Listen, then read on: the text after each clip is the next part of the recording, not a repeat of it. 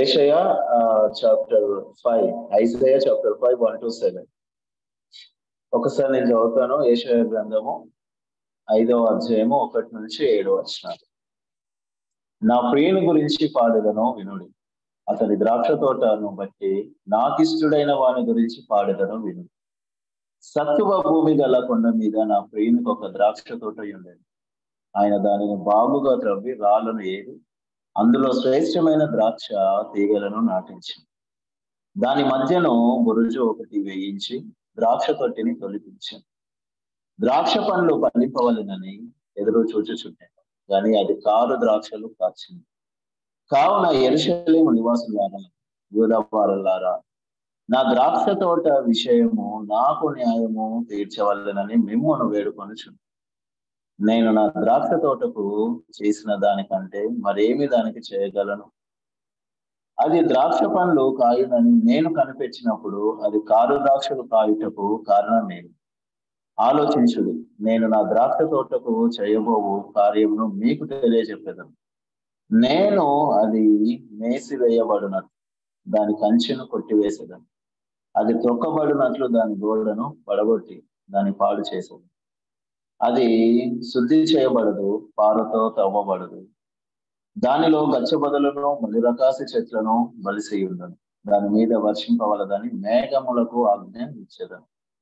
ఇజ్రాయేలు వంశము సైన్యములకు అధిపతి అగు యెహోవా ద్రాక్ష తోట, యూదా మనుషులు ఆయనకు ఇష్టమైన వనము. ఆయన న్యాయము కావాలని చూడగా బలత్కారము కనబడింది, నీతి కావాలని చూడగా రోదన వినబడింది.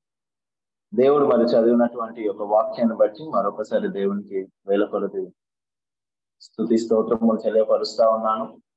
ఈ యొక్క ద్రాక్ష తోట ఉపమానం ప్రవక్త అయిన యేసయ్య చెప్తూ, మంచి ఫలం ఇవ్వని ద్రాక్ష తోట. ఇది మంచి ఫలము ఎందుకు ఇవ్వట్లేదో మరి ఆయనకు ప్రవక్తకు అర్థం కాక ఈ యొక్క 5వ అధ్యాయము 1-7 వరకు ఇది ఒక గేయంగా ఆయన పాడుతూ, ఈ యొక్క ఇజ్రాయేలు ఈ యొక్క ద్రాక్ష తోట ఇజ్రాయేలే అని మనము 7వ వచనంలో మనం చూస్తా ఉన్నాం.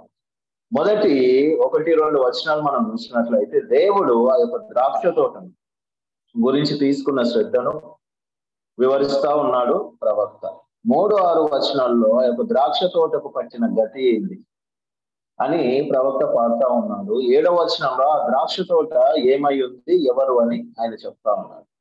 ఇక్కడ మనం చూస్తా ఉన్నాము ఇజ్రాయేల్ జనాంగం గురించి. వాళ్ళ చరిత్ర మనం చదువుతున్నప్పుడు కూడా అనేక మార్లు, ఒక్కసారి కాదు 2 సార్లు కానీ, వాళ్ళ జీవితం అంతా వాళ్ళ బానిసత్వంలోకి వెళ్ళి దేవుడు వాళ్ళని విడిపించినప్పుడు ఈ యొక్క నిర్గమకాండము 14వ అధ్యాయం మొదలుకొని చివరి వరకు దేవుడు వాళ్ళ ముందుండి వెనుకుండి వాళ్ళని నడిపిస్తూ వెళ్తా ఉన్నప్పుడు కూడా దేవుని యొక్క అద్భుతమైన కార్యాలు వాళ్ళు చూస్తూ ఉండి అనేకమైన సూచనలు ఆయన చేస్తున్నప్పుడు, ఎర్ర సముద్రంను పాయలుగా మార్చినప్పుడు ఆ యొక్క సముద్రాన్ని దాటిన తర్వాత కొద్దిగా ముందుకు వెళ్ళిన తర్వాత మళ్ళా మోషే పైన అహరోను పైన దేవుణ్ణి శోధించడం వాళ్ళు మొదలు పెట్టినట్టుగా మనం చూస్తా ఉన్నాం. వాళ్ళు ఎలా ఉన్నారు అంటే దేవుడు వాళ్ళ విషయంలో చేసే ప్రతి కార్యాన్ని వాళ్ళు ఏ రీతిలో తీసుకున్నారంటే, వాళ్ళు పెట్టిన మొరను బట్టి దేవుడు మోషేను ఏర్పాటు చేసి వాళ్ళ దగ్గరకు పంపిస్తే, ఇక ఈ దేవుడు మేము ఏమైనా చేసినా చెప్తాడు, మేమేం చేసినా క్షమించేటట్టుగా ఉన్నాడు, మేము అరణ్యంలో వెలుచున్నప్పుడు కూడా ఈయన అనేక రకాలుగా మమ్మల్ని కాపాడుతూ ఉన్నాడు కాబట్టి ఇక మాదే అని చెప్పేసి ఒక విచ్చలవిడిగా వాళ్ళు దేవుణ్ణి దూషించడం కానీ దేవుని పట్ల విధేయత కలిగి ఉండకుండా అవిధేయతతో వాళ్ళు ముందుకు వెళ్తున్నట్టుగా అనేక సార్లు మనం చూస్తా ఉన్నాం. అయితే ఇక్కడ మనం చూస్తా ఉన్నాము, నా ప్రియుని గురించి పాడుదను వినుడు. ఇక ఇక్కడ ప్రియుడని ఆయన సంబోధిస్తా ఉన్నాడంటే ఈ ప్రియుడు ఎవరో కాదు, దేవుడు. ఈ యొక్క దేవుని గురించి ప్రవక్త మంచిగా చెప్తా ఉన్నాడు, నా ప్రియుని గురించి పాడేదను మీరు వినండి అని చెప్పి, అతనికి ద్రాక్ష తోటను బట్టి నాకు ఇష్టడైన వాని గురించి పాడేదను వినండి. అతని ద్రాక్ష తోటను బట్టి నాకు ఇష్టడైన వాని గురించి నేను పాడుతా ఉన్నాను వినండి అని ప్రవక్త ఇజ్రాయేల్ జనాంగం ఎదురుగా ఈ గేయాన్ని ఆయన పాడుతున్నట్టుగా మనం చూస్తా ఉన్నాం. ఇక్కడ చూస్తా ఉన్నాము, అతనికి ద్రాక్ష తోటను బట్టి నాకు ఇష్టమైన వాని గురించి నేను పాడేదని వినండి. సత్తువ భూమి గల కొండ మీద నా ప్రియునికి ఒక ద్రాక్ష తోట ఉండేను. ఈ సారవంతమైన ఈ యొక్క సత్తువ భూమి గల కొండ మీద నా ప్రియునికి ఒక ద్రాక్ష తోట ఉండేను అని ఈయన చెప్తా ఉన్నాను. ఈ సత్తువ గల భూమి దేవుడు చెప్పినట్టు ఆ యొక్క వాగ్దాన జనానికి పాలు తేనెలు ప్రవహించే దేశంలో మేము ప్రవేశిస్తా అన్నప్పుడు మిమ్మల్ని ప్రవేశపెడతాను, మీ పితరులకు చేసిన వాగ్దానాన్ని నేను నెరవేరుస్తాను దేవుడు వాళ్ళకు చెప్పినప్పుడు ఈ సత్వ భూమి గల అనేది చాలా మంది అంటే ఇజ్రాయెల్ దేశం అని చెప్తా ఉంటారు. కొందరిగా వాళ్ళు వెళ్ళి వాళ్ళకు వచ్చిన భూమిలో వాళ్ళు నివసించడం కానీ అదంతా చేయడం కానీ దేవుడు వాళ్ళకంటూ ఒక మంచి సత్వ గల భూమి గల కొండ మీద వాళ్ళని ఉంచినాడు. వాళ్ళని ఏ రీతిలో ఉంచినాడంటే ఒక ద్రాక్ష తోట వలె, మళ్ళా అడవిలాగా కూడా కాదు, ఒక ద్రాక్ష తోట. ద్రాక్ష తోట ఎంత నీట్గా, ఏ తోట అయినా కూడా చాలా నీట్గా ఉంటది.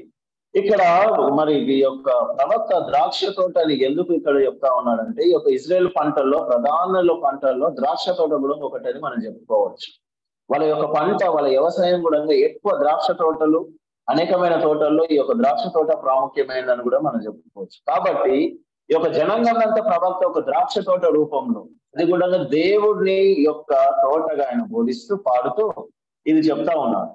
అయితే ఇక్కడ మనం చూస్తా ఉన్నాము 2వ వచనంలో, ఆయన దానిని బాగుగా త్రవ్వి రాళ్ళను ఏరి అందులో శ్రేష్టమైన ద్రాక్ష తీగలను నాటించెను.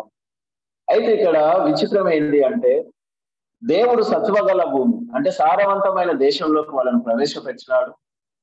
ఈ యొక్క ఇక్కడ 2వ వచనంలో ఉన్నట్టుగా బాగుగా త్రవ్వి రాళ్లను ఏరి అందులో శ్రేష్టమైన ద్రాక్ష తీగలు నాటించింది. రాళ్లను త్రవ్వి అంటే కానాను దేశంలో వీళ్ళు ప్రవేశించకన్నా ముందు అనేక జాతులు ఉన్నాయి. కానానీయులు ఉన్నారు, మోయాబులు ఉన్నారు, అనేక రకాలుగా అనేక మంది తెగలు కూడా అక్కడ ఉన్నారు. వాళ్ళు చేస్తున్న ప్రతి విగ్రహాధన, వాళ్ళు కట్టిన ప్రతి దాన్ని, ప్రతి రాయిని వాళ్ళు ఒక విగ్రహాధనగా మార్చి వాళ్ళు ఆరాధించడం, వాటిని పూజించడం చేస్తున్నారు. అయితే మనం చూస్తా ఉన్నాము దేవుడు అనేక రకాలుగా వాగ్దానం చేస్తా ఉన్నాడు. ఎప్పుడైతే ఈ యొక్క జనాంగము ఆ యొక్క దేశంలో అడుగు పెడతారో, వీళ్ళు వెళ్ళే అవకాశం ఉన్నప్పుడు దేవుడు వాటిని అన్నిటిని ఎరుక విషయాల్లో మనం చూస్తా ఉన్నాం. ఎప్పుడైతే రహాబు ఆ యొక్క వేగుల వాళ్ళకి హెల్ప్ చేసి వచ్చిన తర్వాత ఆ రహాబు కుటుంబాన్ని దేవుడు పెట్టినప్పుడు ఆ యొక్క సందర్భంలో దేవుడు అంటాడు, ఈ ఎరుకో పట్టణము చాలా సువాసన గలము, దాని యొక్క ఎరుకో అనే దానికి సువాసగలమైన పట్టణం అని మీనింగ్ ఉంది, కానీ దాని నిండా పాపం నిండి ఉన్నది, దాని నిండా బలత్కారం ఉన్నది, దాని నిండా అనేకమైన బలహీనత, ఈ లోక సంబంధమైన అనేకమైనవి ఉన్నాయి అని దేవుడు చెప్తూ, నా ప్రజలు ప్రవేశిస్తున్న ప్రతి స్థలంలో ఈ యొక్క పాపంతో నిండింది ప్రతిదీ, అది విగ్రహారాధన గాని వ్యభిచారం ఏది ఉన్నా ప్రతిదీ, అంటే చెడ్డ ఫలాలు ఫలిస్తున్న ప్రతి జనాంగాన్ని నాశనం చేసి వీళ్ళని అక్కడ పెడతానని చెప్పి దేవుడు ఆ రీతిలో అనేక మంది జాతులతో అనేక రకాలుగా దేవుడు యుద్ధము చేస్తూ వీళ్ళని ముందుకు తీసుకువెళ్తున్నట్టుగా మనం చూస్తా ఉన్నాం. అదే రీతిగా దేవుడు ఆ కానాను దేశంలో జరుగుతున్న రాళ్ళు ఆ త్రవ్వి, అంటే ఆ యొక్క విగ్రహారాధనలు అన్నిటినీ త్రవ్వి కూడా ఆ రాళ్లను ఏరి అందులో అవన్నీ పారవేసి శ్రేష్టమైన ద్రాక్ష తీగలను నాటించు.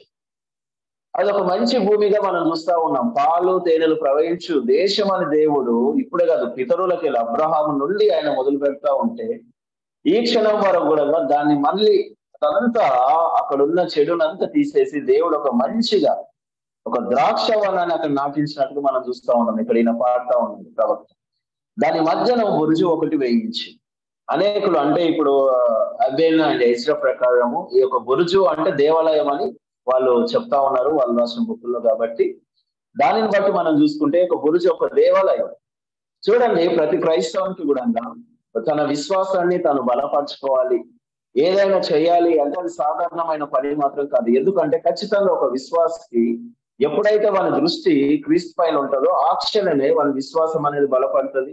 నా పైన నేను ఏం చేస్తున్నా దేవుడు చూస్తున్నాడు అనే ఒక భయం వాళ్ళలో ఉన్నప్పుడు ప్రతిక్రియను అంటే దేవునికి ఒక మహిమకరంగా వారు జరిపించినట్లుగానే ఉంటారు. అదే రీతిలో దేవుడు కూడా వాళ్ళ మధ్యలో ఒక ఆలయాన్ని ఏర్పాటు చేసినాడు. వాళ్ళు పూజించుకోవడానికి, వర్షిప్ చేయడానికి ఆలయం చూసిన ప్రతిసారి దేవుడు చేసిన అద్భుత కార్యాలు వాళ్ళకు గుర్తొచ్చేటప్పుడు ఆ రీతిలో దేవుడు ఒక బురుజు అక్కడ కట్టించినట్టుగా ఇక్కడ చెప్తా ఉన్నాడు ఈయన. అయితే వెంటనే మళ్ళీ అంటున్నాడు, ఒకటి వేయించి ద్రాక్ష తొట్టిని తొలిపించాను.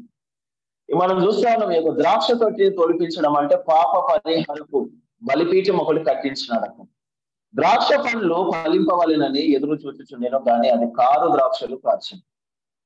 విచిత్రం ఏంటి అంటే ఏ రైతు అన్నా, ఏ వ్యవసాయదారుడైనా అనేక రకాలుగా కష్టపడతాడు, చూస్తా ఉన్నాడు, చేస్తా ఉన్నాడు, అనేక రకాలుగా పంటను ఏదో ఒక రీతిలో అభివృద్ధి పరచాలి, అనేక రకాలుగా ఆ పంటని తీసుకోవాలి, నా కుటుంబానికి ఉపయోగించుకోవాలని చెప్పి ప్రజెంట్ డేస్ లో కూడా ఇప్పుడు మనం చూస్తున్న ప్రస్తుత కాలంలో కూడా అనేకులు ఒక పంట వేసిన తర్వాత దానికి పురుగు మందులు కొట్టడం, అనేక రకాలుగా ఎరువులు వేయడం, అనేకమైన శ్రద్ధను వాళ్ళు తీసుకొని ఆ పంటను సేదపరుస్తున్నట్టుగా మనం చూస్తా ఉన్నాం.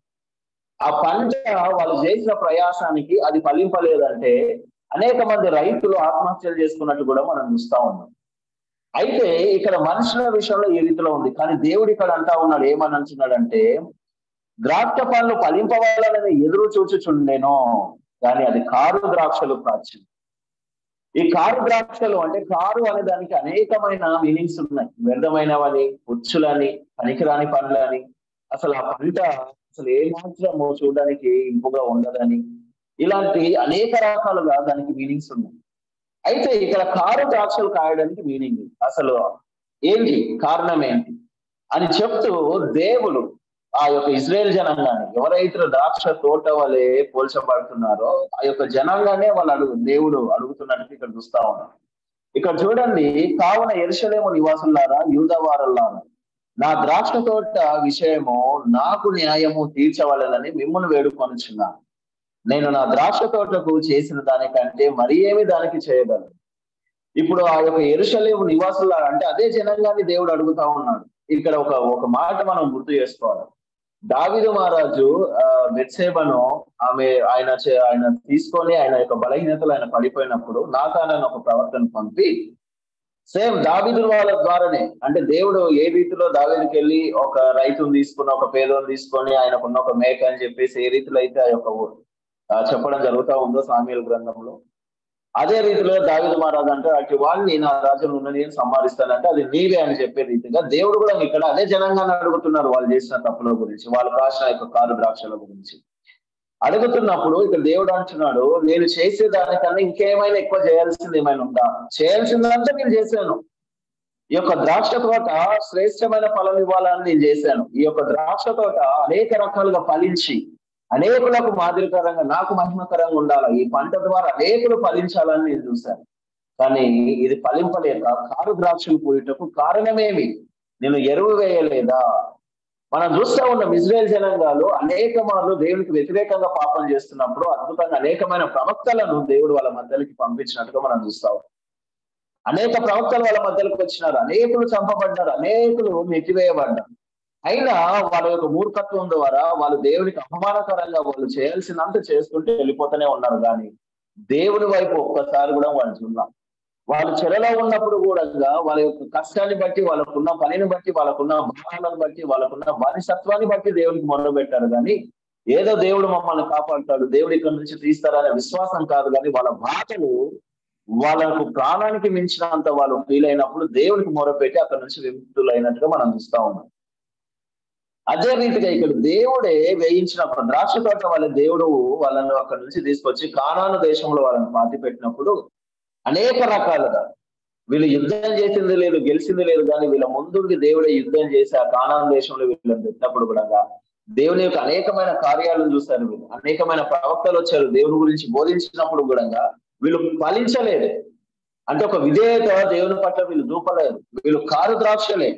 ఈ యొక్క కారు ద్రాక్షలు అంటే వీళ్ళలో ఉన్న బలహీనతలను ఎత్తిపడుతూ దేవునికి అవమానకరంగా వీళ్ళు జీవిస్తున్నట్టుగా మనం చూస్తా ఉన్నాము.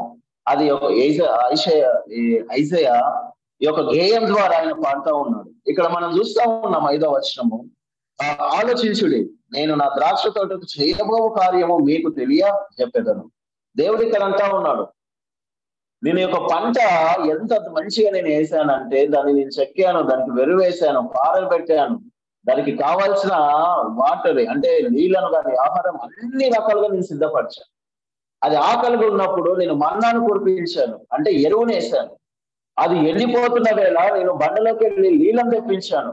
ధారాళముగా ఈ యొక్క పంట ఒక మంచి అభివృద్ధి చెందాలని, మంచి ఫలాలు ఫలించాలని నేను వీళ్ళ ముందుండి అనేక రకాలుగా వీళ్ళని నేను శుభ్రపరిచి ప్రతిసారి వీళ్ళలో మొలుస్తున్న చెడు మొక్కలను కూడా సంహరించినట్టుగా మనం చూస్తా ఉన్నాం. అనేకులు దేవునికి వ్యతిరేకంగా పాపం చేస్తున్నప్పుడు అరణ్యమందు మనం చూస్తా ఉన్నాం 23,000 మంది ఒకటేసారి చనిపోయినట్టుగా మనం చూస్తా ఉన్నాం. ఆ సంఖ్యాకాండం 14వ అధ్యాయం. అనేక రకాలుగా అనేక రీతిలో దేవునికి వ్యతిరేకంగా వీళ్ళు చేస్తా ఉన్నప్పుడు 20 సంవత్సరాలను మొదలుకొని ఆ పై వయసున్న వాళ్ళందరినీ దేవుడు సంహరించినప్పుడు కూడా అట్లాంటి తెగులు కూడా వీళ్ళ మధ్యలో ఉన్నప్పుడు కూడా కొన్ని రోజుల వరకు భయపడి మళ్ళీ ఎడావిడిగా వీళ్ళు పాపం చేస్తున్నట్టు కూడా మనం చూస్తా ఉన్నాం. అయితే ఇక్కడ చెప్తా ఉన్నాడు దేవుడు మేసివేయబడినట్లు. అంటే చూడండి ఇక్కడ ఆలోచించుడి, నేను నా ద్రాక్ష తోటకు చేయబోవు కార్యమును మీకు తెలియజెప్పాను. నేను అది మేసివేయబడినట్లు దాని కంచెను కొట్టివేసేదను. ఇక్కడ మనం 4వ వచనం చూస్తున్నాము. 5వ వచనం కన్నా ముందు, నేను నా ద్రాక్ష తోటకు వేసిన దానికంటే మరేమి దానిని చేయగలను, అది ద్రాక్ష పండ్లు కాయునని నేను కనిపించినప్పుడు అది కారు ద్రాక్షలు కాయుటకు కారణమేమి అని దేవుడు ఒక క్వశ్చన్ వేస్తా ఉన్నాడు. వాడికి మీరే న్యాయం చెప్పండి, యెరూషలేము నివాసులారా, మీరే ఏదో న్యాయం ఏదో నీతి ఏంటో అసలు మీరు విధేయతతో ఉన్నారా, అసలు నేను చేస్తున్న కార్యానికి మీరు అర్హులుగా మీరు ఉన్నారా లేదని చెప్పేసి ఆ యెరూషలేము నివాసులని దేవుడు అడుగుతున్నట్టుగా మనం చూస్తా ఉన్నాం.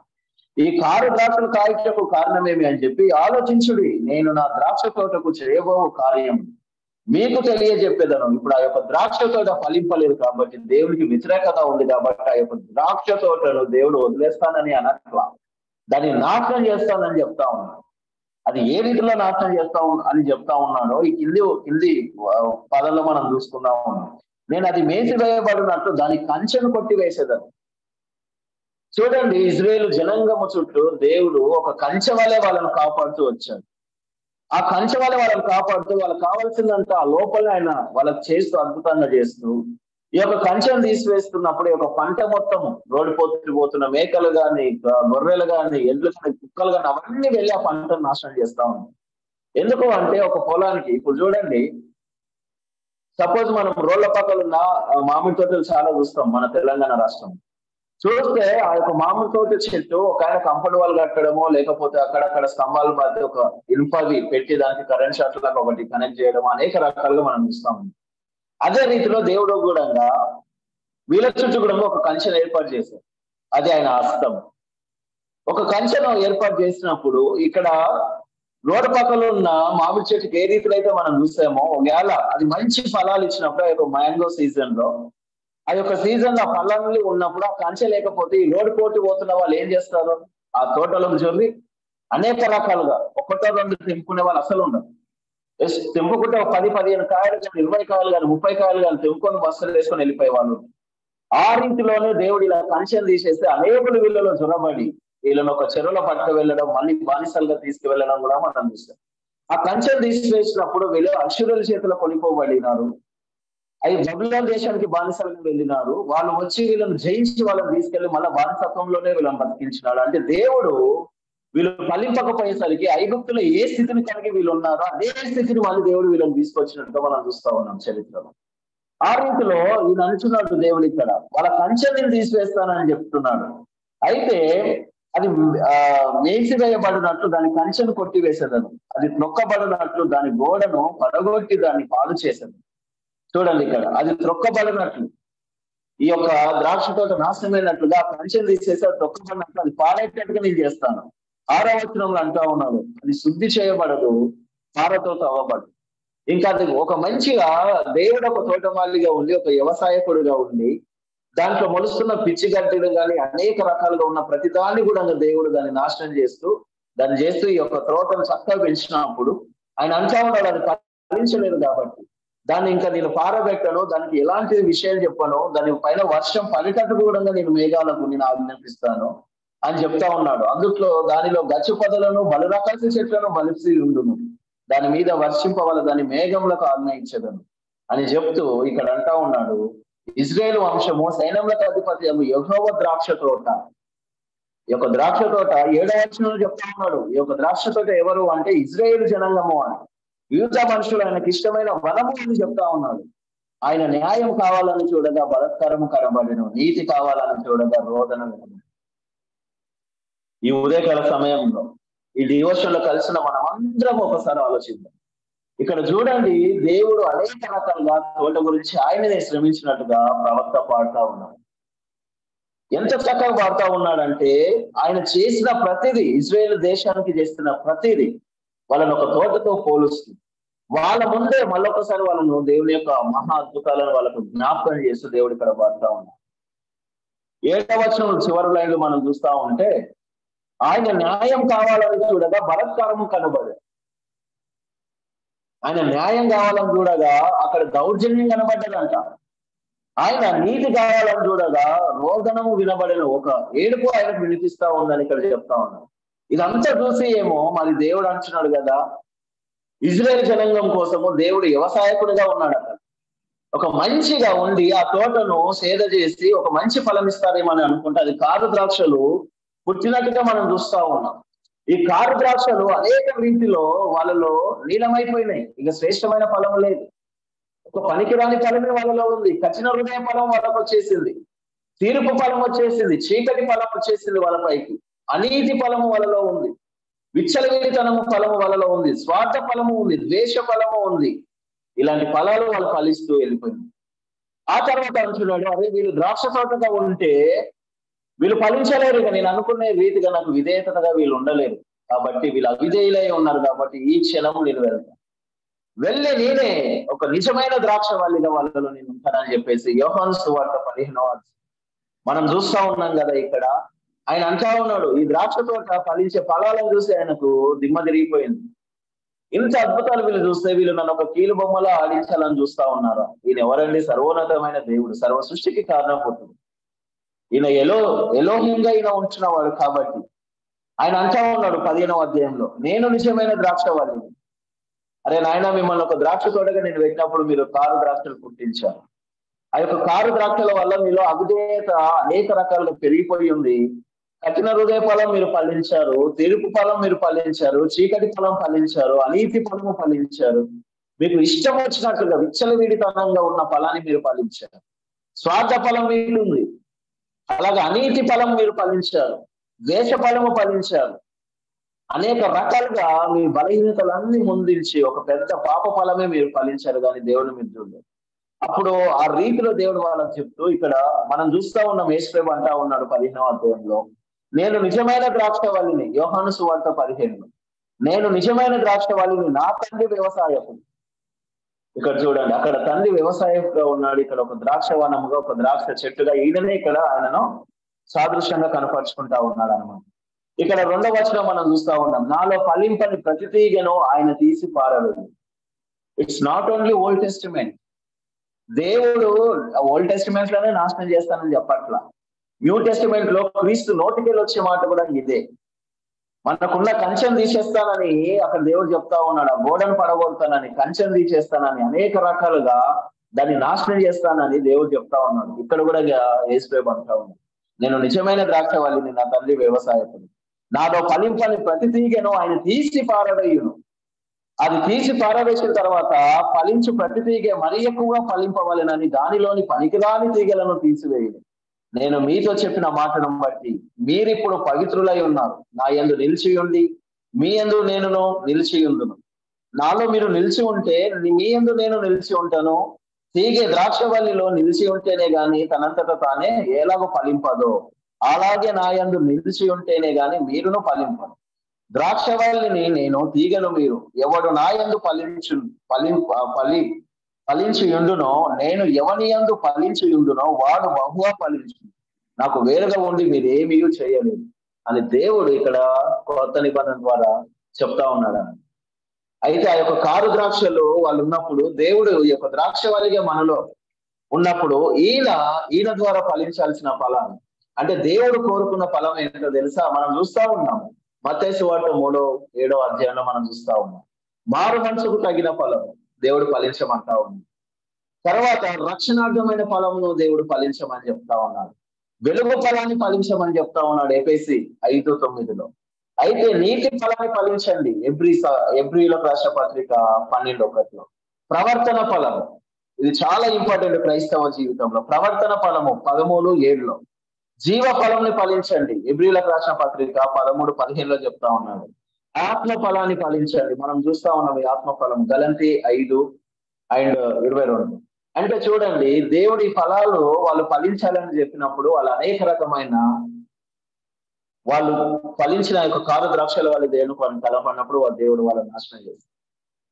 తర్వాత దేవుడు ఒక వ్యవసాయకునిగా ఉండి తన కుమారుడిని ద్రాక్షవల్లిగా మలిచి తనతో ప్రపంచాన్ని అంటగట్టి తన కుమారుడు ఫలించిన ప్రతిఫలము వీళ్ళు కూడా ఫలించాలని దేవుడు ఆశపడు. ఈ ఉదయకాల సమయంలో నేను చెప్తా ఉన్నాను, ఏమని అంటే దేవుని యొక్క వాక్కు మన మధ్యలో ఉన్నది. ఇజ్రాయేల్ జనాంగంలో దేవుడు ఆశతో చూసినప్పుడు వాళ్ళు పూసిన కారు ద్రాక్షలను బట్టి దేవుడు అప్సెట్ అయిపోయింది. అయిపోయిన తర్వాత ఆ యొక్క ద్రాక్ష తోటను అనేక రకాలుగా నాశనం చేసి మళ్ళీ ఏ బానిసత్వం ద్వారా వాళ్ళు వచ్చారో ఆ బానిసత్వంలోకి వాళ్ళని పంపినట్టుగా మనం చూస్తా ఉన్నాం. తర్వాత వాళ్ళు అదంతా గ్రహించి మంచి ఫలం మళ్ళా ఒకసారి వాళ్ళందరూ ఆలోచించి వాళ్ళని వాళ్ళు సరి చేసుకుని ఒక దేశంగా ఏర్పడి ఈ రోజు మన మధ్యలో ఉంది. మరి క్రైస్తవులైన మనము స్త్రీ సంతానం నేనే నిజమైన ద్రాక్ష వల్లి. అప్పుడు దేవుడు మనల్ని తోటగా ఏర్పరచాల. ఇప్పుడు ఆ ద్రాక్ష వల్లి ఆ యొక్క చెట్టుకు తీగలుగా దేవుడు మనం ఏర్పాటు చేస్తా ఉన్నాం. ఒక మంచి ఫలాలు ఫలించాలని, ఒక శ్రేష్టమైన ఫలాలు మీరు ఫలించాలని దేవుడు మనం అందరినీ ఏర్పాటు చేసి ఉన్నాం. మరి మనం ఎంతైనా ఆలోచించాల్సిన విషయం ఉంది. శ్రేష్టమైన ఫలాలే మనం ఇస్తా ఉన్నామా, లేకపోతే చరిత్ర చెప్తున్నట్టుగా వాళ్ళను మనకు ఒక ఉదాహరణగా దేవుడి యొక్క గ్రంథంలో వాళ్ళను రాయించి ఉన్నాడు కాబట్టి అలాంటి కారు ద్రాక్షలు మనం ఫలిస్తున్నామా అని ఒక్కసారి మనస్సాక్షి మనము అడుగున్నప్పుడు, ఒకవేళ కారు ద్రాక్షలు మనం ఫలించినట్లయితే అవి ఏ రీతిలో వాటిని తీసేసుకొని శ్రేష్టమైన ఫలాలను ఫలించి దేవునికి మహిమకరంగా మనం ఏ రీతిలో జీవించాలో అది ప్రార్థనాపూర్వకంగా మనం పొందేవారుగా ఉండాలి. కాబట్టి మనమే ఒక క్రైస్తవులుగా పిలువబడుతున్న మనమే అనేకులకు మాదిరికరంగా ఆయనకు మహిమకరంగా ఉన్నప్పుడు ఆయన మన పట్ల ఏదైనా చేస్తానని యోహాను సువార్తలో చెప్తా ఉన్నాం. నా యందును మీరును మీ యందును నా మాటలు నిలిచి ఉంటేనే మీకు ఇష్టమైనది నేను చేస్తానని దేవుడు ఇక్కడ 7వ వచనము ద్వారా మనకు వాగ్దానం చేస్తా ఉన్నాడు. యోహాను సువార్త 15:7 చెప్తా ఉన్నాడు ఆయన, నా యందు మీరును మీ యందు నా మాటలు నిలిచి ఉండిన ఎడల మీకు ఏది ఇష్టమో అడుగుడు అది మీకు అనుగ్రహింపబడునని దేవుడు వాగ్దానం చేస్తా ఉన్నాడు. ఈ యొక్క వాగ్దానం మనలో ఫలించాలంటే మనం కూడా శ్రేష్టమైన ఫలాలు, దేవునికి మహిమకరంగా ఉండే ఫలాలు మనం ఫలించాలి. ఈరోజు అనేక రకాలుగా అనేకులను మనం చూస్తా ఉన్నాం. స్వార్థ ఫలాన్ని ఫలిస్తా ఉన్నాం. ఏదో పొందాలి, ఈ లోకంలో ఏదో చేయాలా, ఎంతో మేము ఏ స్థితికి వెళ్ళాలో అని చెప్పేసి లోకపరంగా ఉన్న ప్రతిఫలాన్ని ఫలించాలని అనుకుంటున్నాం. కానీ అది శరీరానికి మాత్రమే తగ్గుతుంది. అది తగినది శరీరానికి మాత్రమే. కానీ ఆత్మీయ స్థితిలో మనం ఫలించాల్సింది. దేవుడు పాత నిబంధనలో వాళ్ళను ఆశీర్వదించిన విధానము, దీవించిన విధానం వేరే. కానీ న్యూ టెస్టిమెంట్ కి వచ్చేసరికి, క్రొత్త నిబంధనకు వచ్చేసరికి దేవుడు ఆత్మీయ స్థితిలో వీళ్ళని బలపరుస్తున్నట్టు మనం చూస్తాం. అంటా ఉన్నాడు కదా, మారు మనసుకు తగిన ఫలం అది ఆత్మకు సంబంధించింది, ఆత్మీయ స్థితికి సంబంధించింది. రక్షణార్థమైన ఫలం అది ఆత్మకు సంబంధించిందే. దేవుడు అక్కడ వాళ్ళని ఏ రీతిలో దీవించాడు, ఒక దేశాన్ని ఇచ్చాడు, భూములను ఇచ్చాడు, పంటలను ఇచ్చాడు, అనేక రకాలుగా వాళ్ళు అడిగిన ప్రతి దీవెనను దేవుడు వాళ్ళని దీవిస్తూ ఆస్తుల్లో గాని మందల్లో గాని అబ్రాహాము దేవుని మాట విన్నాడని దేవుడు ఏ రీతిలో ఆయన దీవించాడు. దావీదు మహారాజుని, సొలొమోను వీళ్ళందరినీ ఎట్లా దీవించాడు. ఈ లోకార్థమైన దీవెనలతో దేవుడు వాళ్ళని దీవించాడు. అంటే ఆస్తులను సంపాదించుకోవడము, జ్ఞానము, మందలను అనేక రకాలుగా ఆ రీతిలో సంపాదించుకున్న వాళ్ళందరూ కూడా పడిపోయి మళ్ళీ తిరిగి లేచిన వాళ్ళు. కాబట్టి ఇది తగదు అని చెప్పేసి దేవుడు ఆత్మ సంబంధమైన దీవెనలను మీ పైన కుమ్మరిస్తానని చెప్పి మనం చూస్తా ఉన్నాం. ధాన్యతలు మనం చూస్తాం. ఇవన్నీ ఆత్మీయ సంబంధమైన దీవెనలు దేవుడు మనకి ఇవ్వడానికి సిద్ధపడతాము. కాబట్టి మనలో ఉన్న ప్రతి కారు ద్రాక్ష ఫలం ఏదైనా ఉంటే అవన్నిటిని తొలగించి దేవుడికి మహిమకరంగా ఆత్మ ఫలముగా శ్రేష్టమైన ద్రాక్షలు ఫలించే వారిగా మనం ఉండాలని దేవుడి ఉదయకాల సమయంలో మనతో మాట్లాడిన విధానాన్ని బట్టి దేవుడికి వేలాది కృతజ్ఞత స్తుతి స్తోత్రములు తెలియపరుస్తూ ఇట్టి మాటలు మనలో దేవుడు దీవించును గాక.